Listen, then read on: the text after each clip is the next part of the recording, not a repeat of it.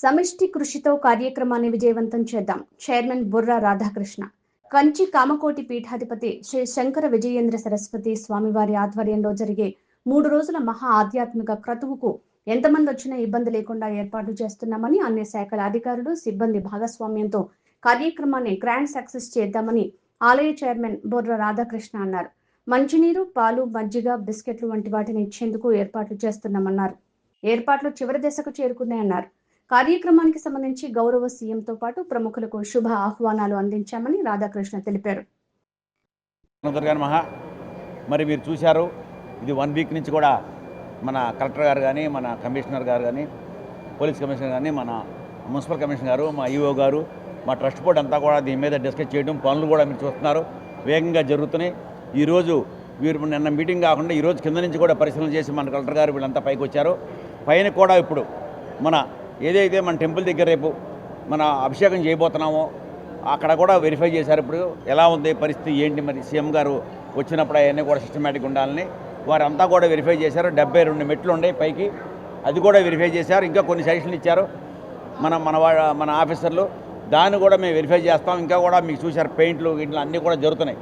ఆహ్లాదకరంగా నెంబర్ 1గా ఉండాలి అనే ఉద్దేశంతో ఇంకా మనకుంది ఈరోజు రేపు 2 రోజులే పనిచేస్తానికి. దాని మీద ఫుల్గా మేము వర్క్ చేస్తున్నాం. ఎటువంటి భక్తులకి ఏ ఇబ్బంది లేకుండా ఎంతమంది భక్తులు వచ్చినా 1,00,000 నుంచి 1,50,000 ఎస్టిమేట్ చేస్తున్నాం.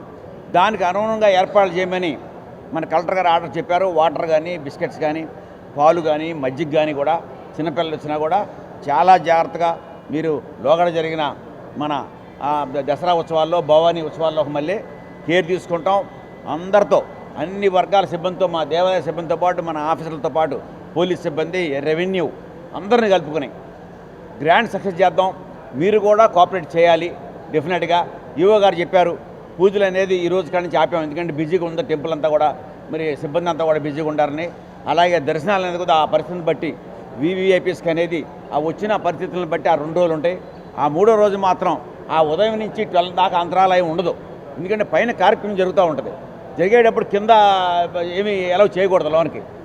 ఆ నిమిత్తం మనం స్వామీజీ వస్తారు, మనకి 3 రోజులు ఉంటానని చెప్పారు ఆయన. కంచి స్వామీజీ, కంచి పీఠాధిపతి సరస్వతి స్వామి, మరి ఆయన ఆధ్వర్యంలో ఆయన యొక్క దీనిలో అంతా కూడా జరుగుతుంది. నిన్న మీరు చూసారా, మేమంతా కూడా ముఖ్యమంత్రి వారికి అలాగే లోకేష్ బాబు గారికి మేము తీసుకెళ్ళి మా ఆహ్వానం ఇవ్వడం జరిగింది.